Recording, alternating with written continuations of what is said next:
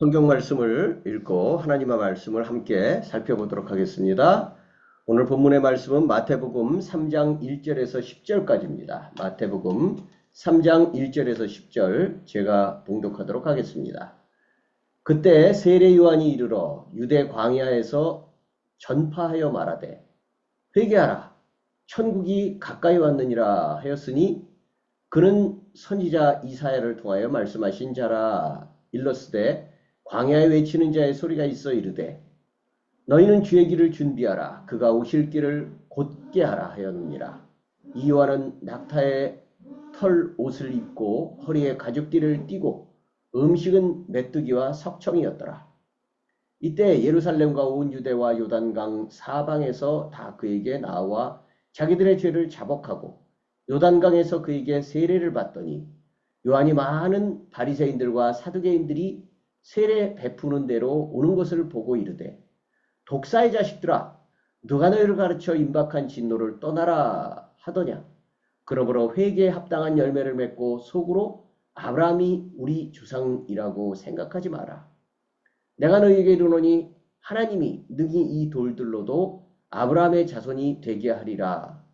이미 도끼가 나무 뿌리에 놓였으니 좋은 열매를 맺지 아니하는 나무마다 찍혀 불에 던져지리라. 아멘. 우리는 지금 계속 이 복음서의 본문을 통해서 하나님의 말씀을 계속 살펴보고 있습니다. 우리가 지난 시간까지 계속 예수님의 어린 시절의 이야기들을 살펴봤다면 오늘부터 읽는 이 마태복음 3장 그리고 잠시 후에 살펴볼 누가복음 3장의 이야기는 드디어 이제 예수님이 장성하셔서 30이 넘어 우리가 흔히 공생애라고 말하고 있는 예수님의 본격적인 사역의 이야기를 담고 있습니다. 그런데 놀랍게도 예수님의 공생애 사역의 거의 대부분, 아니죠. 사실 예수님의 출생 그 이야기 시작부터 우리는 이미 살펴봤지만 세례 요한의 출생의 이야기와 함께 엮여져서 세례 요한 예수님, 세례 요한 예수님 이렇게 엮여져서 이렇게 그 전개되어 왔던 것들을 잠깐 살펴봤는데 예수님의 공생의 사역의 시작에도 역시 세례 요한이 먼저 나옵니다. 참 놀라운 일이죠. 예수님을 소개하기 이전에 세례 요한이 항상 그의 사역이 먼저 나오고 있다는 겁니다. 성경에서 이 세례 요한은 참으로 독특한 역할을 하고 있습니다. 세례 요한은 구약시대와 신약시대를 이어주는 하나의 어떤 굉장히 연결점 같은 역할을 하고 있습니다. 그 말은 다시 말한다면 구약의 복음, 구약에 있는 모든 율법의 말씀, 성경의 말씀이 어떻게 성취되어 가는가, 어떻게 성취되었는가, 어떻게 이루어졌는가 하는 것들을 예수님에게서 볼 수 있다면 그 예수님을 이어주는, 예수님을 소개하는, 예수님의 사역을 미리 준비한 사람, 그 사람이 바로 세례 요한입니다. 그러니까 세례 요한은 구약의 마무리로서도 중요한 사람이고 또 신약이 시작되는 예수님을 소개한다는 그런 의미에서도 매우 중요한 사람입니다. 자, 근데 요한이라는 사람이 나타나면서 보였던 그 모습의 가장 중요한 일이 바로 오늘 본문에서 나타나고 있듯이 유대 광야에 이 세례 요한이 있었던 곳이 유대 광야, 유대라고 하는 그 땅에 이 광야, 사람들이 그렇게 잘 가서 살지 않거나 거주하지 않는 황량하기 이를 데 없는 그곳에 이 세례 요한이 가서 있었습니다. 굉장히 거친 그런 어찌 보면 사람들 잘 가지 않는 벌판과 같은 곳에 세례 요한이 있는데 놀랍게도 사람들이 그곳으로 세례 요한을 찾아서 굉장히 많은 사람들이 찾아왔습니다. 요한이 그곳에 있다는 이야기를 듣고 많은 사람들이 요한을 찾아왔습니다. 그래서 요한은 찾아오는 사람들에게 계속 세례를 베풀었습니다. 그러니까 사실 이 세례 요한은 원래 그냥 요한입니다. 우리나라에도 수없이 많은 또 동일한 이름이 있듯이 이 요한이라는 사람도 유대 땅에는 굉장히 많은 동일한 인물, 예수도 마찬가지죠. 예수님도 예수라는 이름이 굉장히 많이 있었지만 그 가운데서 우리가 믿고 있는 그 예수님이 있듯이 요한도 수없이 많은 동명이인의 요한이 있지만 그 많은 요한 가운데서 우리가 특정하여서 바로 이 사람이다 라는 그 특징을 보여주기 위해서 세례 요한이라고 어찌 보면 별칭을 갖다 붙였을 뿐입니다. 그만큼 이 요한에게 있어서의 특징은 많은 사람들에게 세례를 주었다는 사실입니다. 근데 세례를 그냥 준 것이 아니라 세례를 주면서 굉장히 많은 사람들에게, 오는 사람들에게 다 아주 강력한 하나님의 말씀, 다시 말한다면 설교를 했던 것이 유명하게 알려져 있습니다. 그 중요한 가장 큰 메시지가 우리 1절에서 나오고 있는 바로 회개하라, 천국이 가까이 왔다라고 하는 그 메시지입니다. 우리는 많이 들었죠. 회개하라, 천국이 가까이 왔느니라. 이것이 예수님에게서도 이어지는 말씀이지만 먼저 세례 요한이 설교했던 가장 중심적인 메시지입니다. 회개하라, 천국이 가까이 왔다. 여러분, 우리는 누구나 천국을 좋아합니다. 그리고 소망합니다. 천국 복음은 하나님께서 출생이나 성별, 신분, 지위 이런 것들의 차이에도 불구하고 그 어떤 차별도 두지 않고 죄인으로 살아가는 우리 모든 이들을 용서하시고 하나님 나라로 부르신다는 그야말로 지상 최고의 가장 복된 소식입니다. 복된 소식, 복음이죠. 천국입니다. 그래서 우리는 이것을 천국 복음이라고 그렇게 말을 합니다. 자, 우리가 참 좋아하는 말씀입니다. 하나님이 세상의 모든 사람들에게 그 사람이 어떤 상황, 어떤 지위, 어떤 나라, 어떤 경력 그런 것 아무 상관없이 하나님이 용서의 나라로, 하나님의 나라로 초청한다는 겁니다. 부르신다는 겁니다. 얼마나 기쁘고 복된 일입니까? 그런데 여러분, 무작정 좋아하기에는 이릅니다. 왜냐하면 오늘 우리가 읽어봤듯이 회개하라, 천국이 가까이 왔다. 다시 말한다면 하나님 나라의 복된 이 초청은 항상 무엇과 연결되어 있죠? 회개입니다. 회개와 연결되어 있습니다. 회개하라, 천국이 가까이 왔다. 천국의 복음을 듣고 우리가 하나님께로 나가서 하나님의 복을 얻으려면 가장 먼저 회개해야 한다는 겁니다. 근데 우리는 어떻습니까? 천국은 좋아하지만 회개는 별로 반기지 않습니다. 그러나 지금이야말로 가면 갈수록 더 절실한 것은 회개가 필요하다는 겁니다. 여러분, 회개가 필요합니다. 우리 개인도 필요하고요. 사회도 필요하고 이 세상 전체가 정말 진실된 회개가 필요합니다. 그 회개는 세상에도 회개가 필요하지만 우리 기독교인들에게도, 아니 오히려 기독교인들이 더 우선적으로 깊은 회개가 필요한 시대입니다. 성경에서 말씀하고 있는 이 회개는 단순히 종교적인 의미를 넘어섭니다. 우리가 조금 후에 이제 본문에서 살펴보면 더 확실하게 드러나겠지만 우리는 회개에 대한 말에 착각하면 안 됩니다. 과연 성경이 말하고 있는 회개의 진실한 뜻이 무엇인지 이제 우리는 요한의 그 설교를 통해서 배울 수가 있을 것입니다.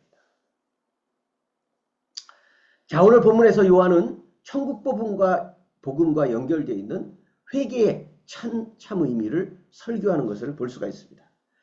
자, 오늘 본문을 보면 유대 광야에 많은 사람들이 찾아왔다라고 그랬습니다.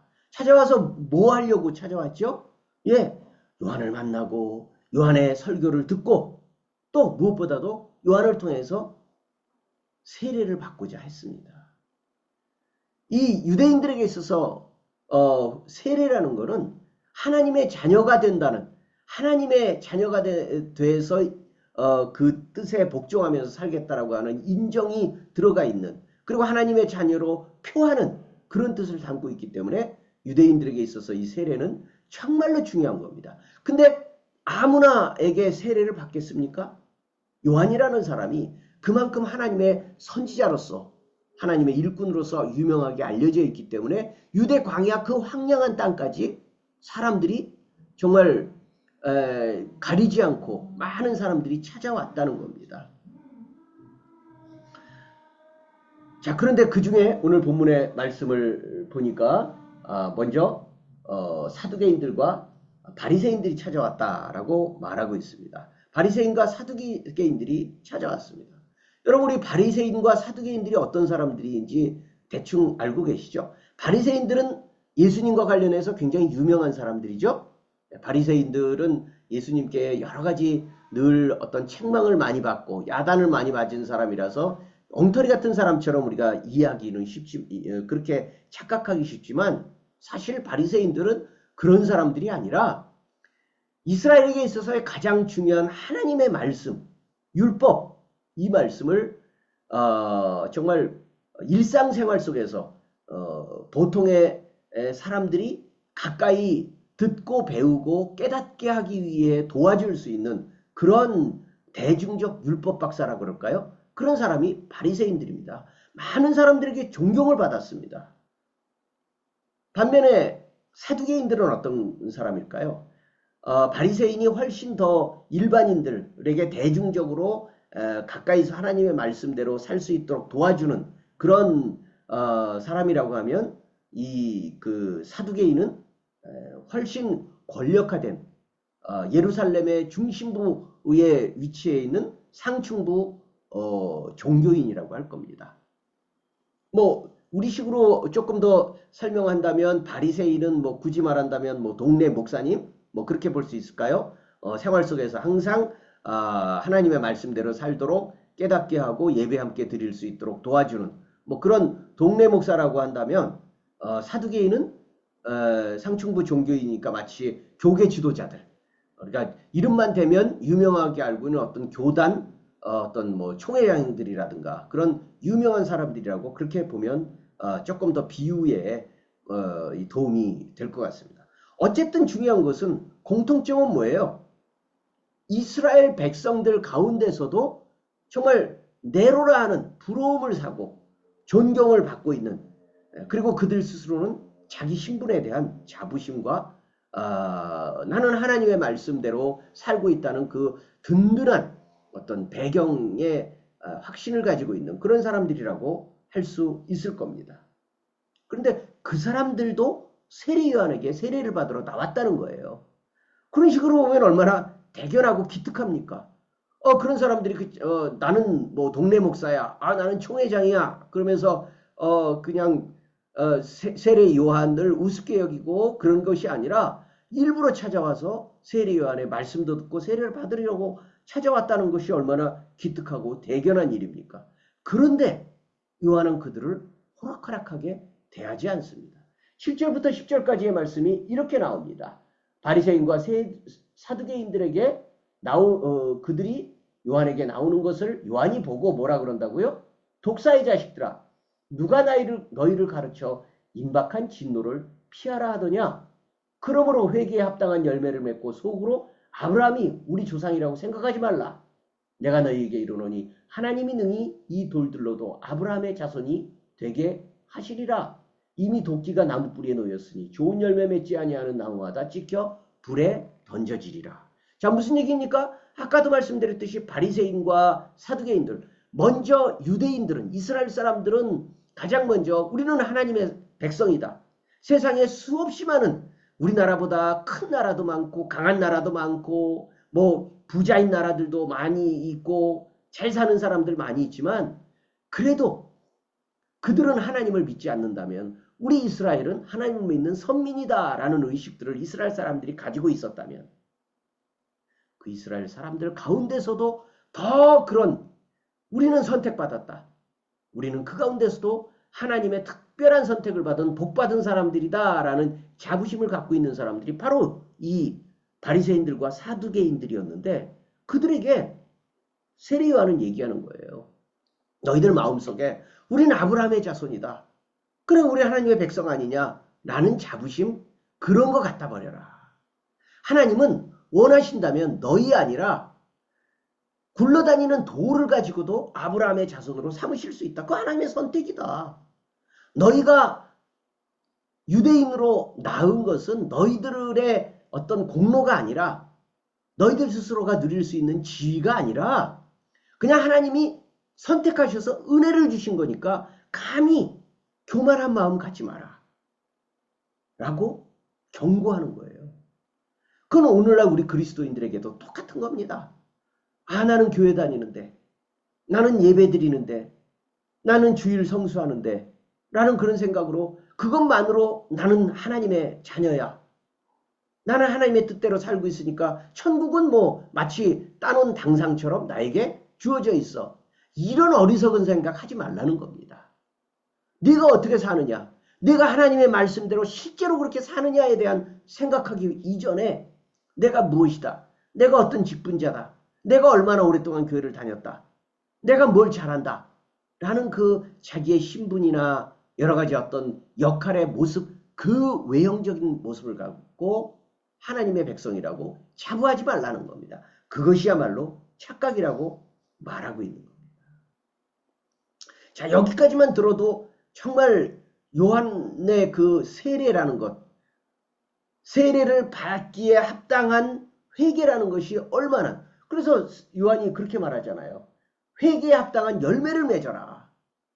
회개의 열매를 먼저 맺어라. 그냥 세례 받기 위해서 막 나오는 것이 전부가 아니다. 그게 능사가 아니라 정말로 하나님의 백성답게 살아가는 실제적인 회개의 열매를 맺어라.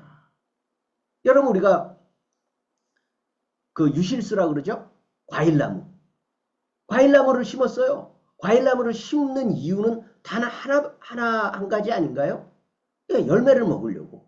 사과나무 심고, 포도나무 심고, 귤나무 심고, 여러 가지 뭐 벼라고 해도 좋습니다. 그런 열매를 기대하면서 나무를 심어요. 그런데 가을이 되고 여름이 되고 철이 되어서 마땅히 열매를 기다려야 될 때가 됐는데 열매가 나오지 않아요. 성경에도 그렇게 예수님이 말씀하시지만, 자, 어떻게 되겠어요? 기다리고 농부가 또 기다리고 기다리다가 여전히 철이 됐는데 시기가 됐음에도 불구하고 열매 맺지 않는다면 그 나무 어떻게 되겠습니까? 뽑혀 버리워진다는 거예요.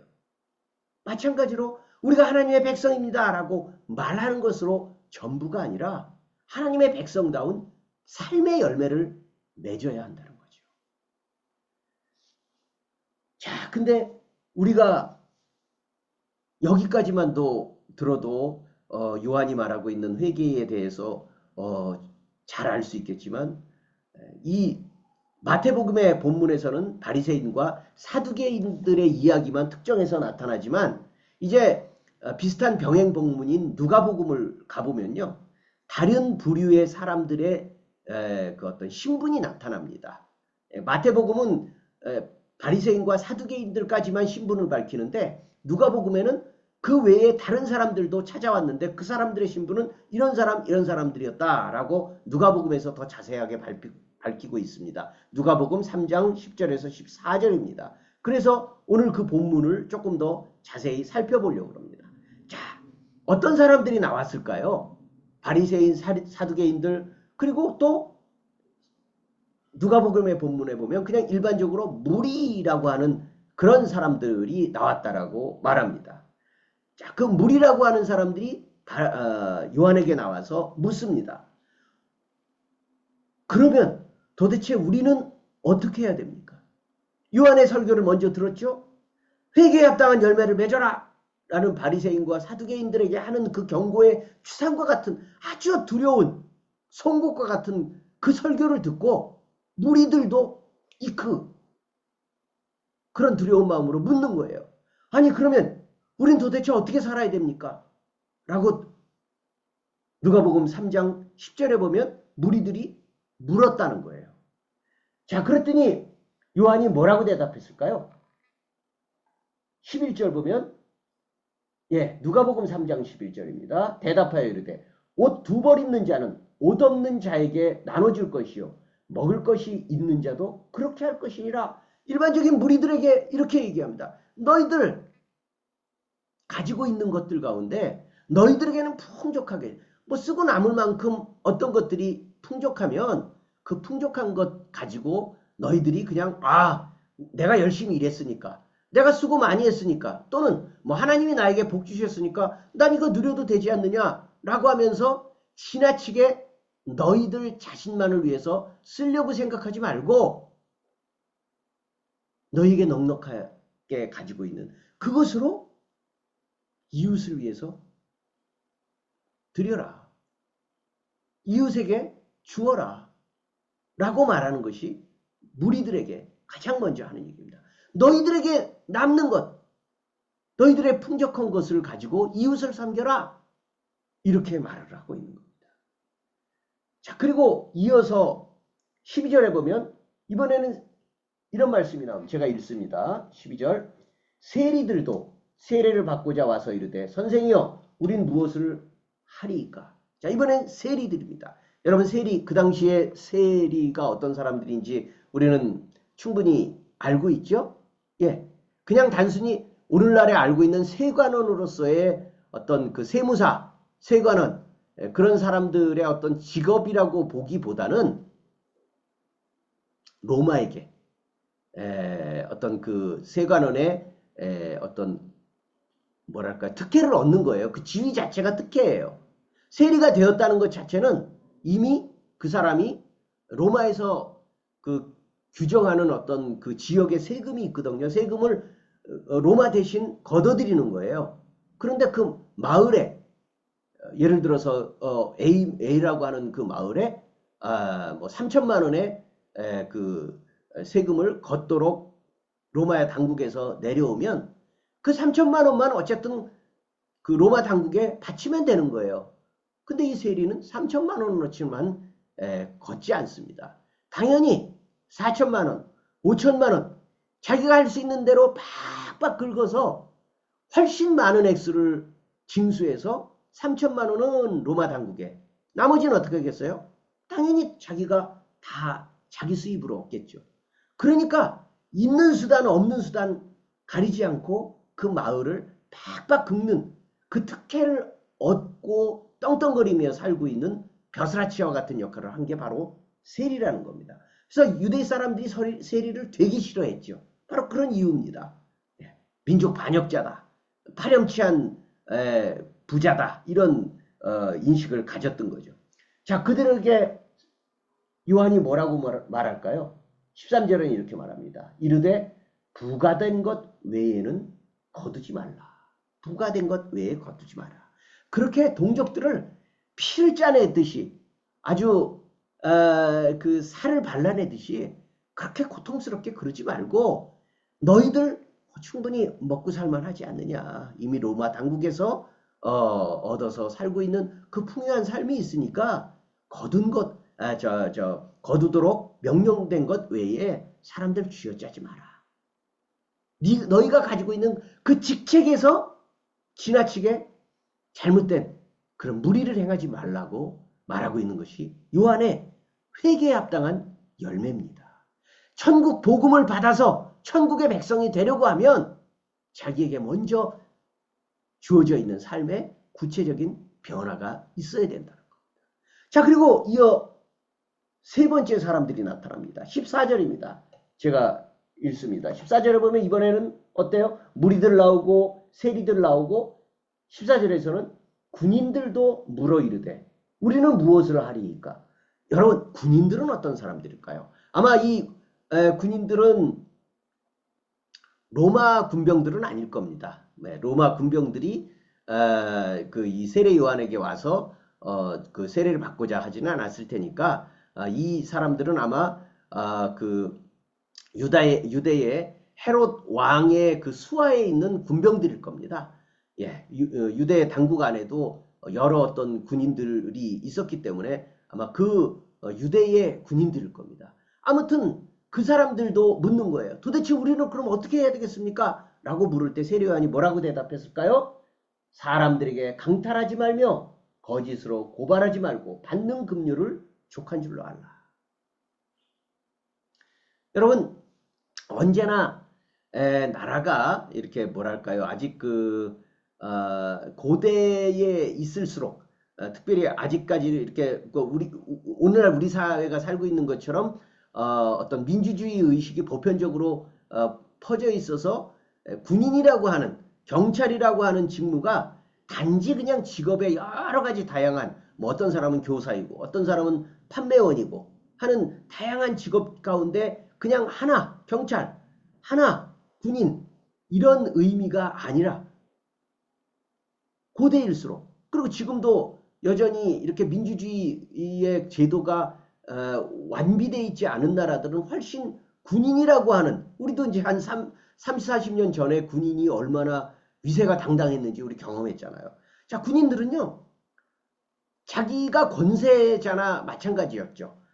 그냥 단순히 직업으로서의 군인 이상으로 사람들에게 무소불위의 권위를 대행받은 권위를 막 자기들 마음대로 행사하는 사람들을 함부로 대하고 빼앗고 군림하려고 하는 그런 의식들이 과거에 많았고 지금도 그런 나라들이 많이 있지 않습니까? 그런 모습의 군인들에게 하는 말입니다. 세례요한이 뭐라 그래요?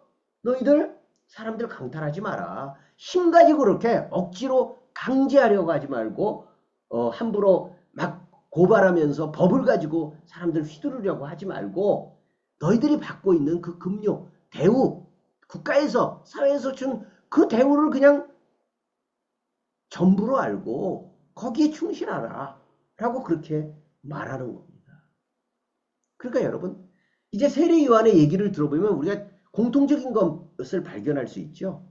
회개라는 거는요. 두루뭉술한 게 아니라는 거예요. 너도 나도 5천만 국민 다 누구나 똑같은 물론 그런 것일 수도 있죠. 기본적으로 이런 뭐 욕심을 가지고 있습니다. 저는 탐욕을 갖고 있습니다. 그런 부분에 있어서의 공통적인 부분들도 있을 수 있고 인간성의 가장 밑바닥에 동시에 함께 공유하고 있는 그런 부분들에 대한 회개일 수도 있지만 그것이 드러나는 모습은 사람마다 다 다양합니다. 여러분 우리가 탐욕이 있다고 해서 우리 안에 탐욕이 있다고 해서 그 탐욕이 동일한 모습으로 나타납니까? 그렇지 않죠. 어떤 사람에게 있어서의 탐욕이라는 것은 재물에 대한 지나친 욕심일 수 있습니다. 그냥 모든 그 물질에 대한 욕망을 가지고 하여간 거짓말과 사기를 통해서도 부유하게 되는데 자기의 모든 탐욕이 다 거기에 고정되어 있는 그런 사람들은 그 모습을 회개해야 됩니다. 그 모습을 회개해야 합니다. 어떤 사람은 그렇지 않고 자기의 어떤 자부심, 자기의 어떤 지위나 자기의 어떤 그 잘남에 대한 우월한 의식 여기에 자기의 탐욕이 나타나는 사람도 있습니다. 그런 사람은 바로 그것을 회개해야 됩니다. 교만하고 완악하고 자기가 중심이 되어서 자기밖에는 알지 못하는 그리고 자기의 말만 옳은 줄로 생각하는 그게 회개해야 될 겁니다. 그게 회개의 열매를 맺어야 될 겁니다. 우리 모두 그거 있지 않습니까? 우리가 가지고 있는 하나님 앞에서 정말 내려놓아야 될 그 모습 그걸 변명하지 말고 하나님 앞에서 내려놓아야 그게 바로 회개에 합당한 열매고 그럴 때 세례를 받는 게 의미가 있다는 겁니다. 오늘 설교를 들으시는 여러분들 아마 다 세례를 받지 않으셨을까 싶습니다. 저 역시도 세례를 받았을 뿐만 아니라 저는 더군다나 목사 안수까지 받았습니다. 근데 많은 사람들이 난 세례를 받았어. 나는 목사 안수를 받았어. 하면서 자기가 가지고 있는 어떤 그 지위나 어떤 특별한 어떤 그 명예를 그냥 자기의 잘남으로 생각하면서 그 자리에 머물러 있는 경우가 너무나도 많이 있는데 그거야말로 하나님 앞에서 회개할 첫 번째 자리라는 것을 요한은 우리에게 본문의 말씀을 통해서 오늘 가르쳐주고 있는 것입니다. 여러분 이제 오늘 본문의 말씀을 통해서 성경이 말씀하는 진짜 회심, 회개, 돌이킴, 하나님 믿기 그게 무엇인지 배웠습니다. 이렇게 정리할 수 있습니다. 여러분 회개는요 단순한 종교적 뉘우침이 아닙니다. 종교적 뉘우침 그냥 기독교인으로서 어떤 사과, 반성, 아, 내가 뭐 예수님의 십자가를 깊이 묵상하지 못했습니다. 그렇습니다. 그런 것들이 포함됩니다. 내가 하나님의 말씀을 깊이 묵상하지 못한 것, 하나님의 말씀을 사랑하지 못한 것, 회개해야 됩니다. 그러나 여러분, 그런 것이 단순히 그런 모습으로 나타나지 않고 훨씬 구체적으로 나타납니다. 개인적 것을 넘어서 오늘 세례 요한 앞에서 나타난 것처럼 사회적이고 역사적인 변화로까지 나가야만 그것이 진정한 회개입니다. 지금은 그나마라도 많이 나아졌지만 여전히 세계 안에서는 예컨대 내가 백인이다 라고 했을 때 내가 백인이라는 것이 내가 무슨 뭐 공로가 아니잖아요. 그럼에도 불구하고 내가 백인으로 나서 백인으로 살고 있는데 세상은 백인이라는 것만으로도 흑인에 비해서 또는 다른 인종에 비해서 굉장히 존중을 받는단 말이에요. 그랬을 때 그것을 당연하다라고 그렇게 여기면 안 된다는 겁니다. 내가 잘난 게 없지 않느냐. 그러니까 오히려 내가 백인으로서 살면서 혹시 흑인이나 다른 인종들을 내가 무시하거나 깔보는 그런 일을 은연중에 행하고 있지 않는가. 이게 회개할 모습이라는 겁니다. 또 나는 남자로 태어났다. 그래서 가부장사회 속에서 남자로 태어났다는 그 사실만으로 존중받고 여성들을 비아냥거리거나 비하하기 쉬운 그런 심성을 가지고 있다면 나만 그런 거 아닌데 이렇게 생각하지 말고 그걸 회개하라는 겁니다. 그래서 여성을 존중하라는 겁니다. 또 내가 부유함을 갖고 있어요. 그걸 내가 열심히 했으니까, 내가 똑똑하니까, 내가 공부 많이 했으니까 그런 자기의 개인적 노력도 포함되지만 사실 우리 사회에서 가지고 있는 이 지나친 부익부 빈익빈의 현상에는 단지 나의 공로, 나의 수고 이상의 무언가 주어져 있는 지위가 있다는 것을 우리가 분명히 인식하고 어려운 사람, 가난한 사람, 나보다 약한 사람, 배우지 못한 사람 이런 사람들에게 내가 함부로 하거나 깔보거나 그런 것들을 그걸 회개해야 된다는 겁니다. 그렇게 따진다면 여러분 우리 회개하고 진심으로 돌이켜야 될 것 얼마나 많이 있습니까? 그걸 오늘 본문의 말씀 살피면서 진심으로 회개해야 됩니다. 회개해야 된다는 말은 다시 말한다면 잠깐 이 시간 반성한다. 그래 내가 그런 부분이 있었지 라고 인정하고 돌아서서 예배가 끝나는 순간 잊어버리라는 얘기가 아니라 내가 살아가고 있는 평생 동안 내가 가지고 있는 직분, 직위, 위치, 지위, 가지고 있는 어떤 재물, 능력 이런 것 때문에 가질 수 있는 우월한 마음과 교만한 심정 그리고 그것을 누리려고 혼자만 누리려고 하는 악한 마음들 이런 것들을 하나님이 부르시는 그날까지 계속 회개의 열매로 하나님 앞에 드려야 된다는 겁니다. 그것만이 진정한 하나님의 백성인 것을 확인한다는 겁니다. 그게 천국 복음을 받아서 우리가 천국의 백성이 되었다는 것을 확인한다는 겁니다. 여러분 오늘 우리가 그리스도인일 때 여러분들 그리스도인입니까? 라고 물으면 네 그렇습니다. 저는 그리스도인입니다. 우리는 그렇게 그럼 어떻게 그리스도인이라고 말할 수 있죠? 저는 예수님을요 구주로 모셨고 그분의 십자가의 피로 내가 용서를 받았다는 것을 믿습니다. 그리고 저는 교회 다닙니다. 그리고 저는 성경을 읽습니다. 기도합니다. 그래서 저는 그리스도인입니다. 네, 틀린 말 아닙니다. 그러나 그렇게 내가 믿는다면 그렇게 정말로 그리스도인의 정체성을 인식해서 하나님 앞에 예배를 드린다면 마땅히 당연히 거기에 따르는 돌아선 사람으로서 하나님을 안 믿던 데서 하나님을 믿는 사람으로 돌아선 그 모습이 드러나야 된다는 겁니다. 나타나야 된다는 겁니다. 여러분은 나타납니까? 이 말씀 앞에 우리가 두려운 마음으로 서야 됩니다. 그것이 성경이 말하는 진정한 회심입니다. 단순한 뉘우침, 단순한 후회, 아, 그때 그랬어야 되는데, 아, 아쉽다. 이게 아니라 내가 가던 잘못된 길, 내 욕심껏, 내 탐욕껏, 내 마음대로 살면서 하나님의 말씀대로이 아닌 내 욕심껏 살았던 그 인간적인 삶에서 구체적으로 되돌이킨 것, 이것이 바로 하나님 앞에서의 진심한 회심입니다.